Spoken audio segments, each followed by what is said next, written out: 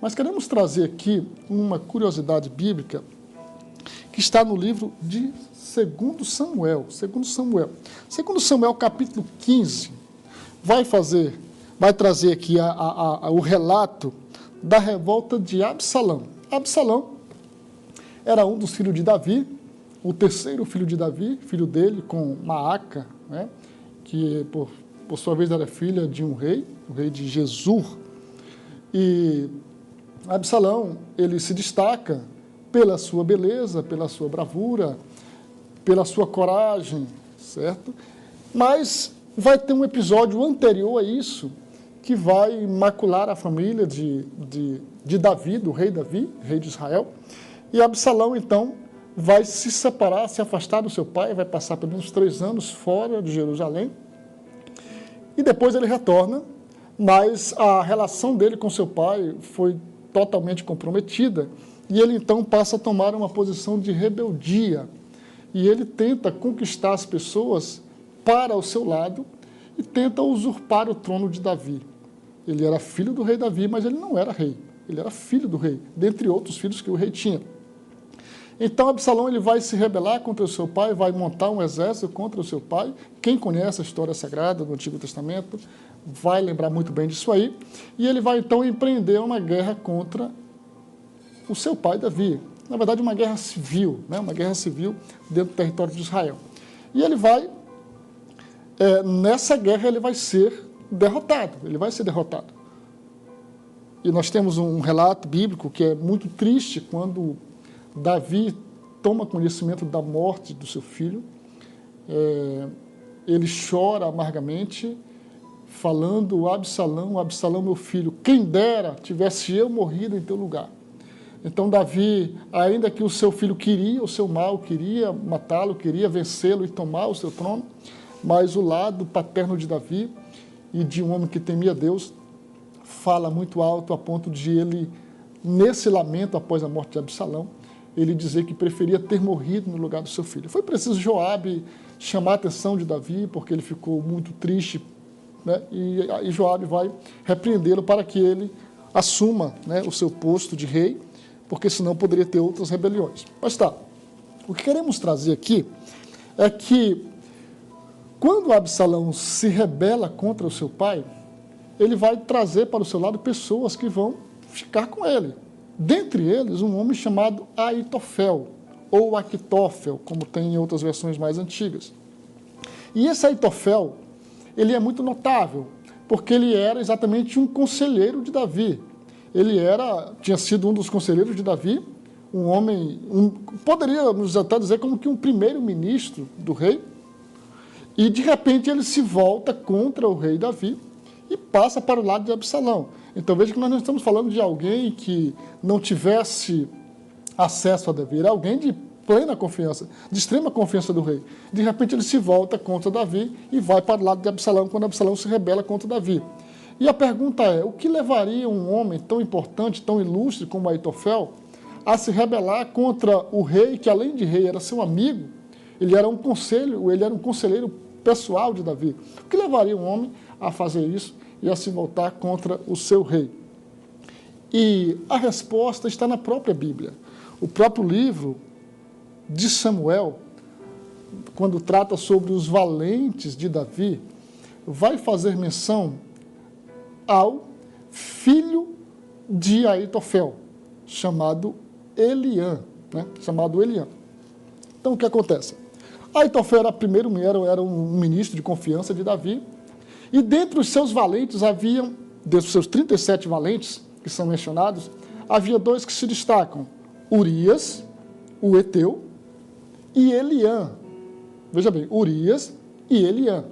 Eliã é filho de Aitofel. Urias, nós conhecemos muito ele pelo pecado de Davi com Batseba, em que Davi vai adulterar com Batseba e vai planejar a morte de Urias. Então nós conhecemos muito Urias, mas o Eliã conhecemos menos, e às vezes quando você lê o texto, passa até despercebido. A realidade é que esse Eliã, ele é o pai de Batseba. Ele é filho de Aitofel e pai de Batseba. Tanto Eliã quanto Urias, que é o esposo de Batseba, ou seja, o esposo de Batseba e o pai de Batseba, que é sogro de Urias, eles eram valentes de Davi, eles tinham acesso ao palácio. Eles eram homens de confiança de Davi. E é bom lembrar que, quando Davi forma o seu reino, depois do tempo que ele passou perseguido por Saul, ele tinha os homens que o acompanharam desde o início. Homens que davam a vida por ele. Tem muitos relatos que mostram isso aí. Então, tanto Urias quanto Eliã estão entre esses homens que eram homens chegados de Davi. E quando falamos do pecado de Davi com Batseba, temos uma tendência de achar que foi algo, aquele episódio de Davi com Batseba foi algo que por acaso aconteceu. Mas quando a gente olha para esse contexto, de que tanto o esposo dela quanto o pai dela eram homens que tinham acesso ao palácio, eram homens de confiança do rei, nós só podemos tirar uma conclusão. Davi conhecia muito bem Batseba. Ela não era uma estranha para ele. Quem sabe Davi tenha conhecido ela até antes de casar, não podemos afirmar, mas o certo é que o avô dela era um homem de confiança seu, Aitofel. O pai dela era um dos seus valentes. E o esposo dela, Urias, era outro dos seus valentes também. E o relato você já conhece, que Davi vai adulterar com Batseba, vai tentar cobrir aquele erro, trazendo Urias de volta da guerra. Para Davi, naquele momento, não deu certo. Quando Davi fica sabendo que a mulher de Urias estava grávida, então ele manda trazer Urias de volta da guerra, para que ele, dormindo em casa com a esposa, quando viesse à tona a sua gravidez de forma pública, então todos pensariam que era de Urias, do próprio marido. Até o próprio marido pensaria isso. Só que ele era um homem muito justo. Ele não foi para casa. Ele ficou lá no palácio com os servos do rei e não foi para casa e alegou para Davi que não tinha como ele dormir tranquilo em casa com a sua esposa se os seus amigos, os seus companheiros estavam na guerra, correndo risco de morte. Então, acontece que Davi vai planejar a morte de Urias, você conhece a história. Quando isso acontece, é lógico que a família de Batseba, que inclui o seu pai, Eliã, o seu avô, Aitofel, eles vão ser abalados, evidentemente. Então aquilo não passou despercebido, sobretudo depois que a mulher aparece grávida, e ainda por cima, após a morte do seu marido, Davi se casa com ela. Então é natural que dentro daquele contexto ali, todos tivessem conhecimentos, pelo menos o pai dela e o avô dela.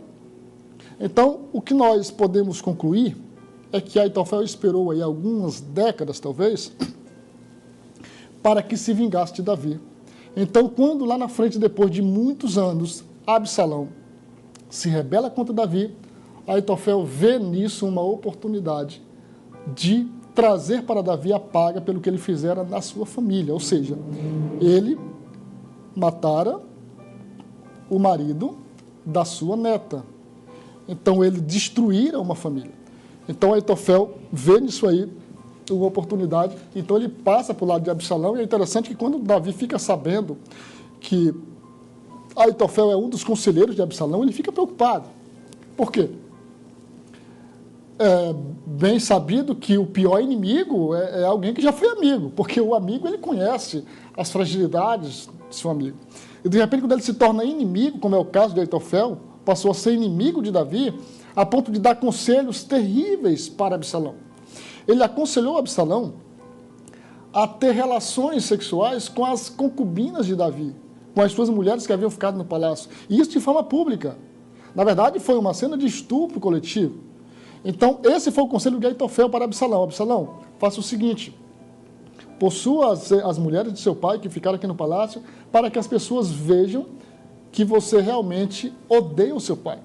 E elas então vão ficar do seu lado. Ele também pede a Absalão a oportunidade, ele pede a Absalão a autorização para pessoalmente perseguir o rei Davi. Davi havia fugido da cidade de Jerusalém, a pé, fugindo do seu filho. Então Aitofel diz: Absalão, me permite que eu vá pessoalmente e eu vou atacar Davi na sua fraqueza. Eu sei o ponto fraco de Davi. E essa hora ele está cansado, ele está esgotado, escondido em algum lugar, e eu vou pessoalmente com os soldados lá e vou destruir Davi. Só que Deus providenciou que um um outro aliado de Davi que estava dentro do palácio, deu um conselho diferente. Parece-me que Abiatar, né? Deu um conselho diferente e disse, não, Absalão, não faça isso, não mande ninguém atrás dele agora à noite, porque Davi é um guerreiro. Davi sabe que vocês vão querer pegá-lo agora nesse momento da noite. Então não faça isso, porque Davi não é amador. Davi, ele vai estar na espreita e vai surpreender os seus inimigos. E aí, então, Aitofel tem o seu conselho rejeitado, e, inclusive, por causa dessa rejeição, ele vai cometer o suicídio. Então, esta seria a curiosidade do dia, para quem, porventura, ainda não entendia e tinha interesse de entender por que um grande amigo, um grande aliado de Davi, chamado Aitofel, um homem de confiança, de repente, passa para o lado totalmente oposto e passa a seguir Absalão, inclusive querendo a morte de Davi. E aí, o povo, os árabes, né, ou os judeus, o povo, esse povo mais antigo, sobretudo, eles tinham uma opinião muito forte, né? E eles têm até um provérbio, né, um ditado árabe que diz o seguinte: um homem que busca sua vingança antes de que 40 anos tenham passado, está sendo precipitado. Então, Aitofel guardou tudo aquilo e aguardou o momento para se vingar de Davi. E, inclusive, a gente vê esse mesmo comportamento em Davi, quando no final do seu reinado, ele passa para Salomão algumas orientações, ele cita alguns nomes. Ele cita, por exemplo, Simei, que havia amaldiçoado ele quando estava fugindo de Absalão. Ele cita Joabe, que havia também matado 2 grandes generais, né, de forma astuta, a traição, quando Davi já havia feito um acordo com esses generais que eram do lado de Saul e o outro do lado de Isbosete. Então ele vai recomendar algumas pessoas para Salomão cobrar deles dívidas que eles tinham com Davi. Então veja que mesmo passadas décadas, Davi tinha pessoas que tinham que prestar contas com ele. Então isso é uma característica, né, do povo judeu também, evidentemente. Talvez por isso que Jesus vai falar tanto sobre o perdão e vai ordenar e vai trazer um novo mandamento que nós devemos amar os nossos inimigos, né? Porque esse sentimento forte de vingança era bem comum nos judeus.